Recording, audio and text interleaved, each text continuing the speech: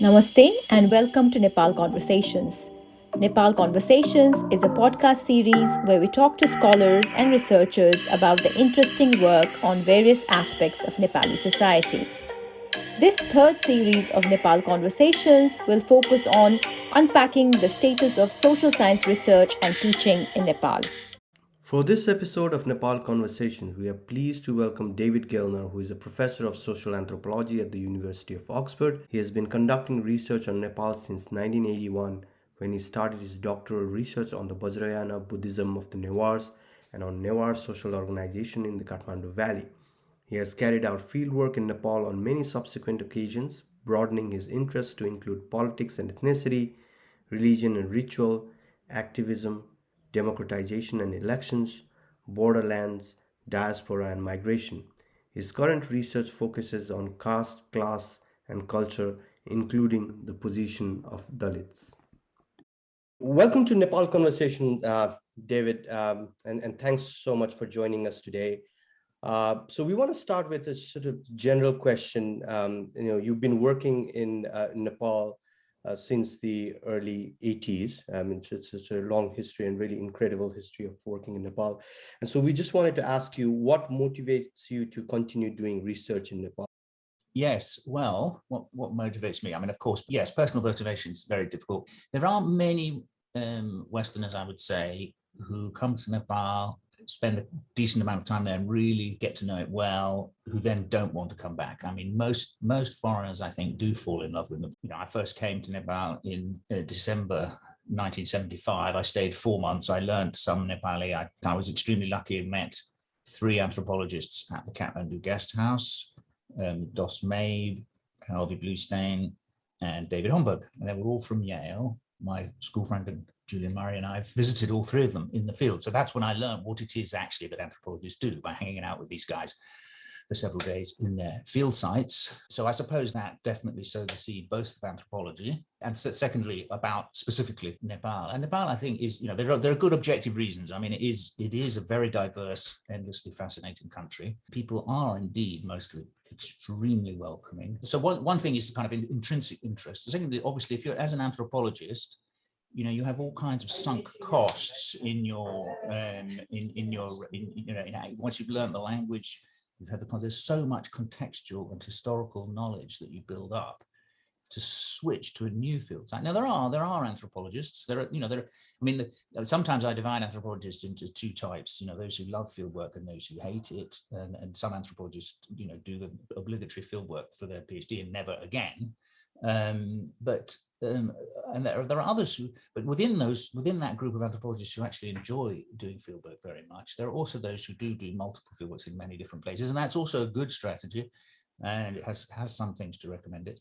But it is hard. It's going to be hard. It's going to be very hard. So I have done 2 short periods of fieldwork elsewhere. I did do 3 months in Japan in '92, and I published a couple of short papers. But I know, there's no way that those papers would stand pass muster with proper Japan specialists. I know I have spoken only a few words of the language. I have no way, so it takes half a lifetime to learn how to read Japanese. So likewise, I've done 2 short periods of fieldwork in Gorakhpur. But, the only way that could be viable is because I work collaboratively. And that's perhaps something we can and should talk about, the fact that scholarship is a collaborative enterprise. Even the most individualistic anthropologist is hugely dependent on other people in finding out what they do find out and in working, taking whatever theory they want to advance forward. So I think we should recognize that and applaud it. One good trend I see is the trend towards more collaborative working, even in such a notoriously individualistic subject as anthropology, of collaborative projects. The fact is, no one person can know everything about any one country, or even know everything about even one small part of it. And so it's there's always more to find out. So that's one of the things which motivates me. And they're all surprises. They're surprises. I mean, nobody, I think, really, for example, in the 1980s, I was doing my PhD in the early 1980s, nobody predicted the 1990 collapse of the Panchayat regime. And even those political actors who were working towards it predicted it really or expected it. And likewise, the relative success of the Maoists' insurgency or People's War, whatever you want to call it, again, nobody really predicted that, and even the people who were working for it and believed in it. So that, Nepal keeps throwing up surprises, and the social scientists have to run along behind and try and explain them. Thank you so much, David, for sharing that. As you mentioned, your research on Nepal, you have worked with a range of people and on a range of issues, including different cultural, ethnic, and political dimensions of Nepali society. And more recently, you have also examined the issues of caste and class in your recent ESRC-funded research. How do you choose your research topics, and what prompts you to take a particular research direction? Yeah, that is a really interesting question. And funnily enough, it's often a case of the subject choosing you. And that's actually, as an anthropologist, that's really, you're always taught, if you go to study with a particular group of people and that particular group of people is fascinated by pigs, then you'd better be interested in pigs. So, you have to allow what's really important in your field site to sort of lead you to some extent in deciding what's important and, what to investigate. Yes, that's absolutely true. And that's why in this series, we've been trying to understand the fascinating research journeys that different researchers take. Could you tell us a little bit more about how you started your research journey in Nepal? What was the first research topic, and what direction did you take later? I started, I started with kind of my PhD explicit topic was Newar Buddhism, which is unique in many respects and quite important from a historical point of view. It's the last kind of Buddhist outpost of South Asian Buddhism, that was destroyed by, well, partly it was in decline anyway, but then there were these devastating Muslim invasions in the 11th, 12th centuries, which destroyed the great Buddhist monasteries, universities of Nalanda and Adantapuri and those others. And so it's the last remaining remnant. So Sylvain Lévy recognized this long ago. That's why he came to Nepal, to the Kathmandu Valley, and wrote its history. So unabashedly, I was doing what's sneeringly called salvage anthropology, trying to understand how does Newar Buddhism work in its own terms. But having said that, well, two things. One was that the interest in ethnicity was there from the beginning, precisely because that's what young people, once I could speak Nepal Bhasa, Newari, any event that I attended, the young people, we're talking early 80s here, young people would come up and chat to me. They'd want to talk to me, and the thing they'd want to, and the topic that would come up again and again and again, and that people felt passionately about, was Newar ethnic rights, and it was more often expressed in a more cultural, non-political way. Then it was just like this was under the Panchayat regime, but it was clear that ethnicity was a big issue. It wasn't one that I could avoid. So even though, formally speaking, my PhD was about Newar Buddhism, its structure, its organization, its rituals. Actually, my first proper, important kind of ethnographic article was about Newar ethnicity, which was published in the European Journal of Sociology. So ethnicity was there from the beginning because it was important to the people. So it wasn't that I didn't choose that subject; the subject chose me. The other thing was, of course, again, caste, which is very much part of my current research, was actually very important then, because as you know, the Newars, although officially a Janajati, they are divided internally by caste. So, they're a kind of walking anomaly in terms of the official definition of what a Janajati is supposed to be.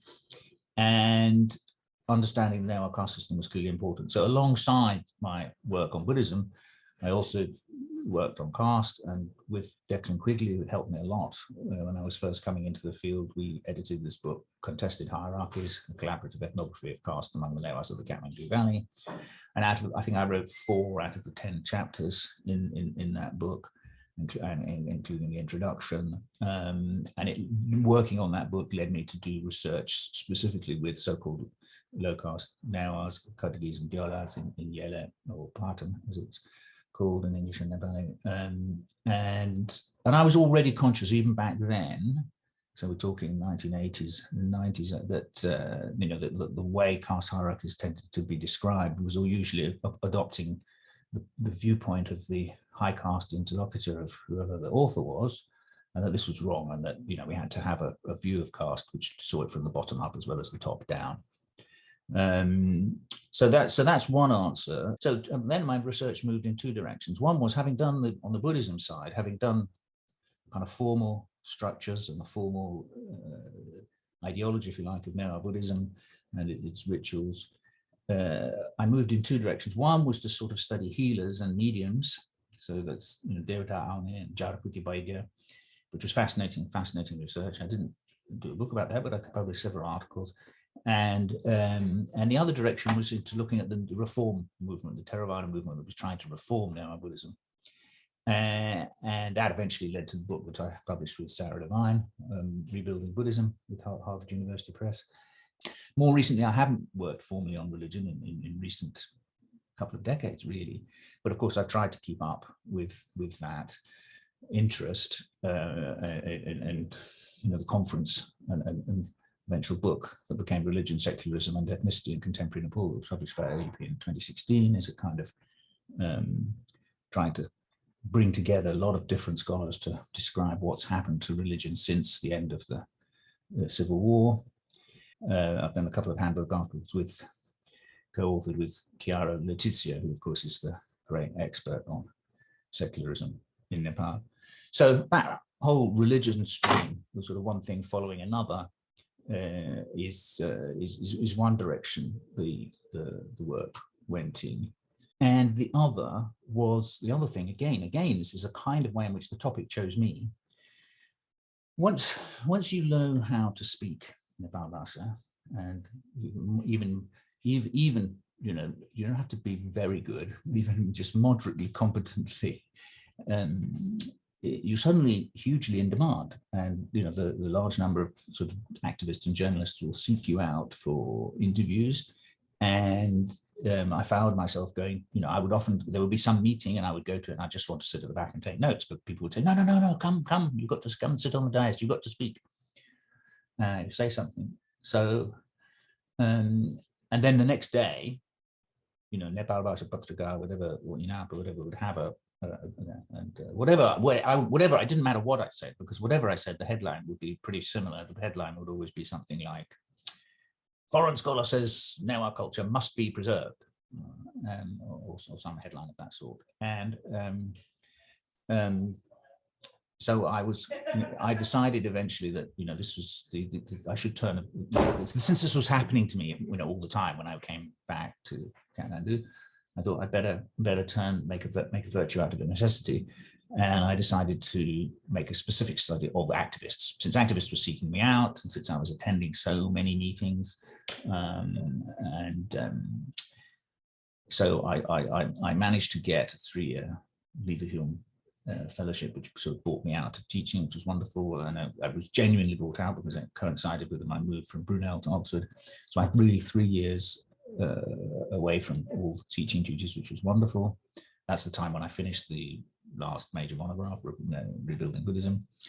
And I also did 2 trips a year to Nepal. And I also, in the middle of those 3 years, I was spent in Japan, which was also a very interesting experience.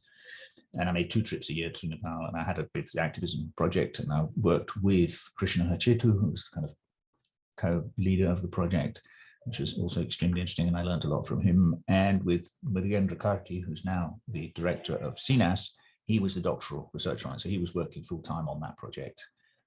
And we went around on his motorbike together and interviewed lots and lots of activists. We had a wonderful time. And again, we published quite a few articles. Virendra and I published quite a few articles together. I also co-authored one article with Krishna Hachetu. And that was the sort of second direction in which you went. And did this research end with this project, or did it lead to some other research projects and collaborations? That research of mine did lead to being a co-leader of a big project led by Joanna Pfaff-Zanetska. Joanna I already knew because she'd spent a year in Oxford in 92, I think it was, 92, maybe was it 91, 92 or 92, 93. Anyway, we organized together. It was very much, again, this is, the topic chooses you. After 1990, and I was already, as I said, interested in issues of ethnicity, but after 1990, it was very, very clear that scholars of Nepal wanted to be serious, they had to look at the issues of ethnicity. So we organized a seminar series and a one-day workshop, and that the articles from those occasions grew into what's often called the Blue Book, Nationalism and Ethnicity in the Hindu Kingdom. Well, in the reissue, 2008 reissue, we renamed Nationalism and Ethnicity in Nepal. Some people didn't like that, but I thought, we can't call it that anymore when Nepal is no longer a kingdom. That I like to think is the kind of standard basic book on the politics of ethnicity in Nepal that everybody has to engage with. And in fact, I did have very nice, it attracted a very strong review from Krishna Bhattachan, very outspoken review, which I very much welcomed the engagement, and I wrote in response to that a long response, which I entitled "How Should One Study Ethnicity and Nationalism?", which I tried to distill my response to Krishna Bhattachan with some general lessons about how these topics should be discussed. The next big phase of my research was on the Nepalese diaspora in this country. There were very small numbers of Nepalis in this country in 2000, but by 2011 census, there were a lot. The Nepalese population in this country, maybe 100,000, that's the figure that's often quoted, it may be sort of more like 80,000, but anyway, it's a lot. So for anyone who's interested in issues of ethnicity, of culture, community, kind of caste, it's fascinating both how there are continuities with Nepal and also the radical differences because of the presence of Gurkhas and their families. With a colleague here in Oxford, Sondra Hausner, we applied for a big grant, which we got. And that was absolutely fascinating. Of course, it was wonderful, really interesting research. And again, all the kind of old, the Nepalese, as I said, the issues of caste and ethnicity come up. The project enabled us to hire for 3 years Bal Gopal Shrestha, who was a great field worker, and of course himself was a Nepali diaspora person, very interested in those issues. So he was the main field worker. But we also had money to employ some part-time and for a short period some members of the Centre for Nepal Studies UK, Krishna Adhikari, and others, and Chandra Laksamba, the late lamented Chandra Laksamba, who became a very good friend. They helped with we did a survey of 300 households stratified by ethnicity.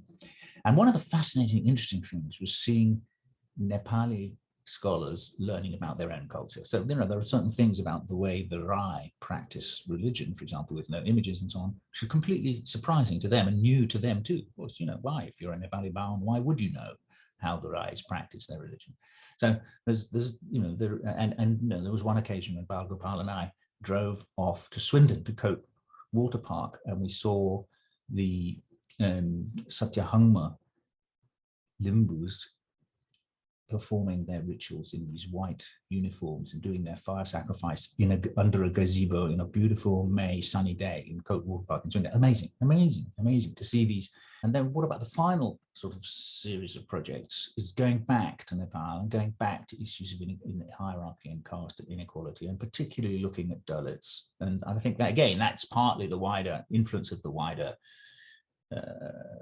intellectual times. I mean, I've always been interested in these issues, but they are particularly urgent now. So the theoretical inspiration comes from Bourdieu's distinction, particularly the British. There's a very nice book called Culture Class Distinction by Bennett, Savage, and others at the Open University, which tries to apply Bourdieu's and update Bourdieu's ideas for British society. And so we read that book carefully, and we took their categories. And the big question is this: is there any cultural element as well? We did this very large project. We interviewed hundreds of households, and from those households we took over 1,000 individuals over the age of 13 and interviewed them about their skills and their tastes, everything about certain books they'd heard of, or which radio programs they liked, or which singers they liked. So just a kind of very, very long story short, the basic answer to the question, do Dalits have a separate subculture, is no, they don't. Obviously there are, because castes are cultural organizations, so clearly there are sort of nuances and differences. Of course there are, but do they actually have a separate subculture? Basically the answer is no, I don't think so. However, the current project is supposed to be trying to test this idea in far west of Nepal. I think it's more likely that there is the kind of cleavage, if you like, is bigger. The cultural gap, if you like, this question of values between high caste and low caste is probably going to be greater there. But anyway, this is very much work in progress. So I don't want to anticipate that. Yeah, thanks, David. That's really incredible and interesting research topic. And one thing that you mentioned, which is really interesting, is that it's often not the researcher choosing the subject, but the subject chooses the researcher, which is really interesting. And I think many of us can relate to that. At least I can relate to that because I became sort of the accidental disaster researcher in the wake of the 2015 Nepal earthquake. And so it was basically the disaster sort of chose me while I was doing my PhD, and I think maybe Uma can also relate to that. So I was wondering, like, if you could tell a little bit about how maybe you have some advice for the early career researcher, right, junior researchers, when they're choosing their subject, because they don't have that kind of space or luxury to navigate different research areas, and because they are working on a very limited time frame and other issues. So do you have any advice for how we can go about choosing our topic, research, particularly for early career researchers? Yes, I mean, I hesitate, but it's my job to, as a PhD supervisor, frequently to offer guidance. But yeah, obviously, the first thing is you've got to choose something you're passionate about, if you possibly can, because you are, especially for a PhD, you're going to be living with it for several years, if not a decade, and you better be passionate about it, because there are going to be tough bits, there are going to be boring bits, there are going to be bits where you're tearing your hair out and you wished it was all over. So you better be something you care about, at least. That's the first thing. Secondly, as you say, sometimes you have to respond to the circumstances. But really, you have to build in a certain amount of flexibility and a certain amount of ability to respond to events, because something really important, really interesting may come up, which takes you off onto what, according to your original plan, would have been a sidetrack, but actually looks more important and more interesting. For some people, I mean, maybe, it's possible to be instrumental about it. There are many people who get big projects which have PhD funding attached, and therefore the funding is available. That's what you've got to study. So, for a young scholar who's trying to make their way, if they take up a project that they haven't thought of doing, that they're not necessarily passionate about, but which is funded by somebody else, but they feel they can do it, they're not, then you can be instrumental for a few years. I would still advise trying to become passionate about it. And finally, the final bit of advice would be you have to be double vision. On one hand, you have to be totally focused and obsessional about whatever your small topic is.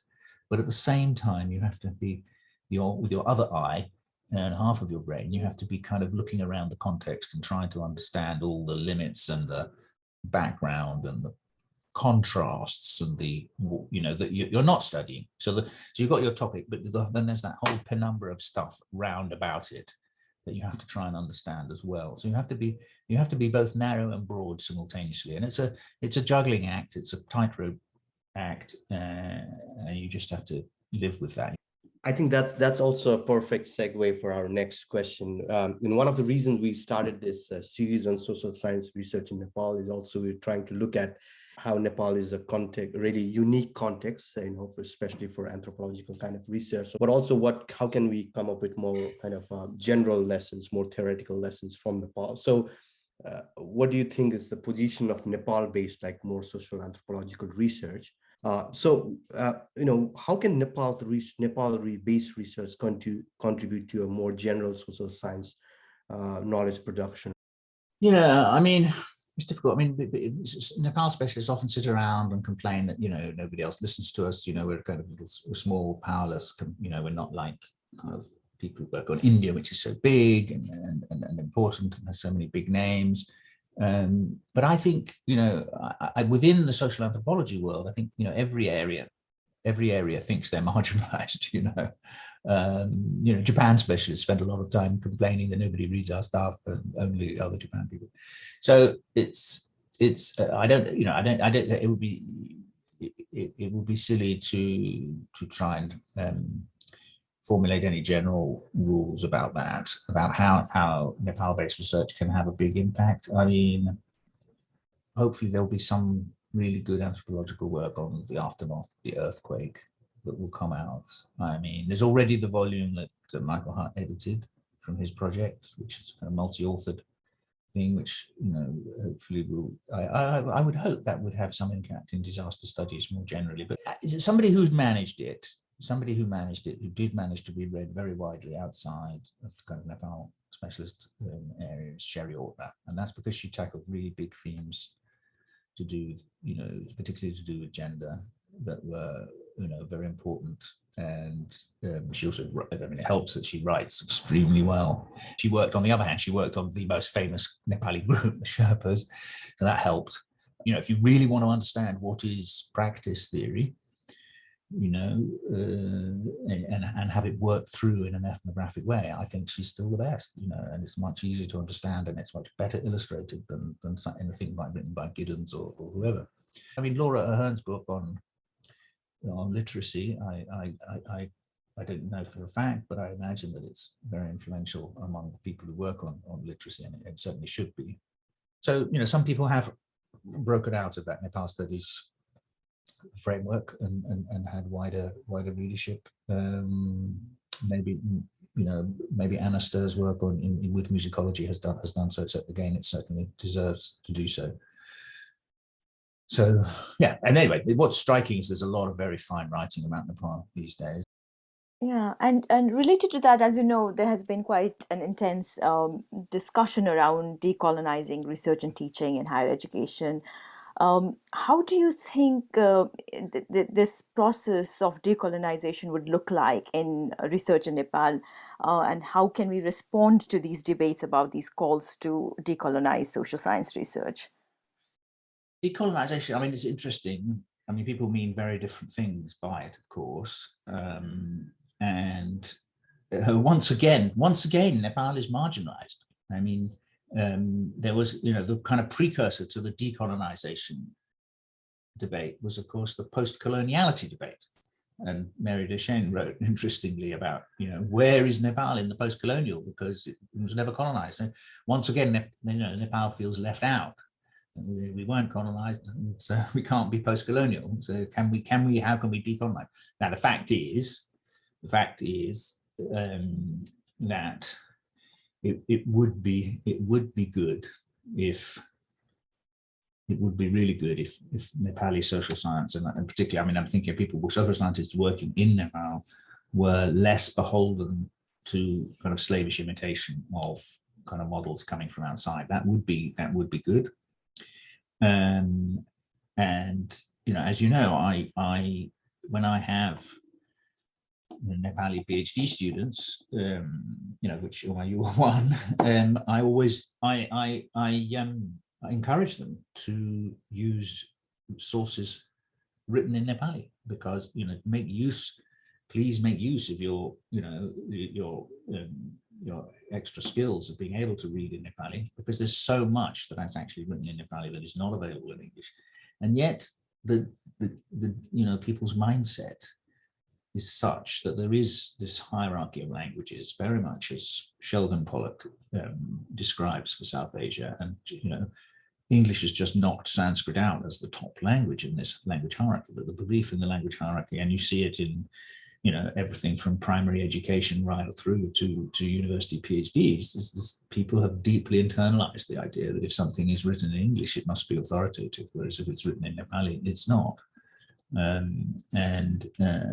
So, you know, so I think we have to, you know, if that's the right, you know, I think it's somewhat obfuscatory to call it decolonization, to be honest. But if you want to frame it in those terms, then I think, you know, this endless referencing of only of English sources, that has to be attacked.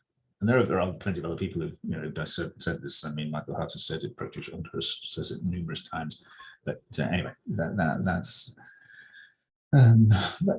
what I would say about decolonization in the Nepalese context. Thanks. We also wanted to sort of ask you about, because given your long-standing research in Nepal, I mean, you've also collaborated in the beginning. You mentioned like you also continue to collaborate with Nepal-based researchers in your own research. What do you think about the general culture environment of research collaboration in Nepal? Do you think things have changed in the past few years since you started, especially as an anthropologist? Like, you were expected to often you're expected to work alone. So how does the idea of collaboration fits into the in your research?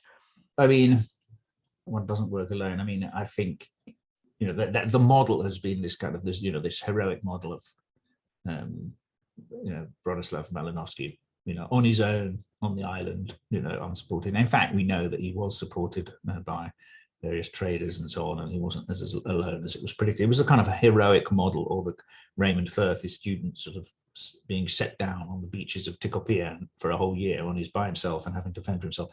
So that kind of heroic vision of the anthropologist being a lone scholar and not depending on anyone else, I think that's always been a bit of a myth. In the actual practice of fieldwork has often not been quite as alone as that. I mean, yes, from my main fieldwork, for my PhD, I was alone for most of the time, but I was a cycle ride away from Kathmandu, where I could go and meet other people and talk to them about my research. And I had my Newari teacher, Subarnaman Tulada. I could always go to see him, which I did on a regular basis, to get his advice and ask, what does this mean and how do I interpret this, and so on. So the ethics of working collaboratively have changed for the better, in a more egalitarian direction. So I think there's a more egalitarian, collaborative mode of working has evolved, and if it hasn't, it should. But the fact remains, the money is still in the West for a large, projects take money, they take time. So the power imbalance is still there, and there's also, there are all kinds of protocols which are now enforced on research, which I certainly never had to go jump through those hoops when I was doing my PhD, of getting ethical approval, getting safety and fieldwork approval, and all those kind of things, which are highly bureaucratized and can feel quite oppressive, being forced to kind of fill out these quite complex forms. And I think it's important to listen very carefully to our interlocutors, and those interlocutors include social scientists in Nepal. And if they're living there, they probably they do know a lot more than people who are not living there. So I think we have to be very careful to listen to them, and that would include people like yourselves who are currently based outside of Nepal. So I think we have to be very, very humble about what we do know and what we don't know, and we have to and that's actually part of being social scientist, is to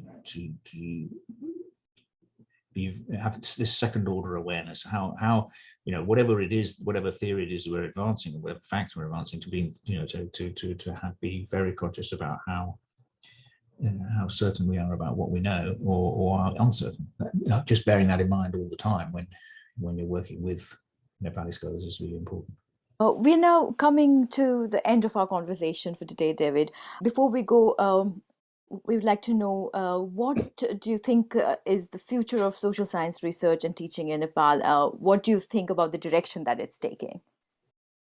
Well, I'm definitely not the best person to comment on this, in the sense that I'm not there. I've had 3 research trips cancelled because of the COVID crisis, so I'm very much not on the ground and not up to date. I do think, there's a lot of interesting things going on. The anthropology department in Central Anthropology Department in TU is very active, has been having, or at least until COVID, having a series of conferences, and I did attend one of them, which was very interesting. The split is interesting because it shows that sociology and anthropology are configured differently in Nepal than in India. So it's one of those areas where Nepal is not just a pale imitation of India, where before the department split into 2 parts, they had this conference on ethnicity, which I attended, which again was very interesting. The sociologists wanted to say that ethnicity and caste were constructed and not necessarily to be taken as given, and the anthropologists was saying, well, strategic essentialism is necessary in this particular context of Nepal. And so there was a kind of political undertone, if you like, to the split as well as possibly an ethnic one. But I shouldn't really talk about these things because this is very much an outsider's view and I wasn't present. I don't know exactly what was going on. But what was one of the fascinating things was, of course, in all the various branches of TU where people hadn't thought about anthropology, whereas in the central department it was clear, people had clear positions, and who was going to go into which future department, I think, was pretty clear all along, and not too much heart soul searching was required to make that choice. In the branches where there might only be 3 or 4 teachers, to split between having to jump one way or another was not a question they'd ever considered. That's my understanding of the situation, and they had to make a choice. So it was a bit like the situation in Meiji Japan, where temples which had always been mixed and never thought of themselves as either Shinto or Buddhist suddenly had to decide, am I Buddhist or am I Shinto? So likewise, these teachers in these colleges, sub branches of TU, had to suddenly decide, am I an anthropologist or am I a sociologist? They have to jump one way or the other. It's not perhaps relevant really to the basic question about the future of social science, but it does show that social science is alive and kicking, or at least alive. And I do remember, I don't know when it was exactly, maybe 15 years ago or something like that, when it became clear that NGOs and INGOs were seeking to hire people with anthropological and sociological expertise, and that there was definitely a career path. The number of applications by students to study anthropology and sociology shot up, and the quality shot up, and that's a good sign. The long-term trend, which has always been the case, that people who are employed as social scientists as teachers spend a lot of their time doing consultancies. I think that has been the case for 40 years. And it's not something that can be avoided. It's natural, and people need to supplement their income. And these social science reports, need to be written so that decisions about investment and about projects can be taken. So I'm not regretting that at all. The only slight regret I have about it is if it means that social scientists based in Nepal, who after, as I say, know the most, they're living the social reality that is Nepal, they're the ones best placed to write the best, most sensitive ethnographic monographs about the country, and yet they don't. I could name names. I won't name names. People who are teaching in the university who could be the ones to write the really, the monograph that lasts forever and that is really sensitive about what's really going on at the village level. No, these tend to be written. Is it that distance makes it easier to write? No, I think part of the reason is the sort of the pressures, the day-to-day pressures, maybe familial involvement also of living in Nepal make it much harder to shut the study door and actually write the monograph. And I'm not one to talk. As I mentioned, my last monograph was published in 2005. So it's very much a question here of a pot calling kettle black. Well, thank you so much, David. That's really interesting, and also really encouraging to hear that you think, despite all the challenges, the social science research in Nepal and more generally is well alive and kicking. Really, thanks for your time. We really appreciate it, and we really enjoyed the conversation. Thank you so much, David. Thank you.